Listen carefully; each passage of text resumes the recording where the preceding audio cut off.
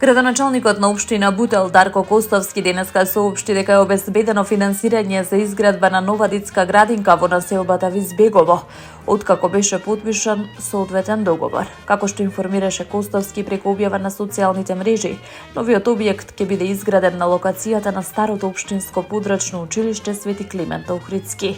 Планирано е градинката да се простира на површина од околу 560 квадратни метри и да има капацитет за згрижување на околу 70 деца.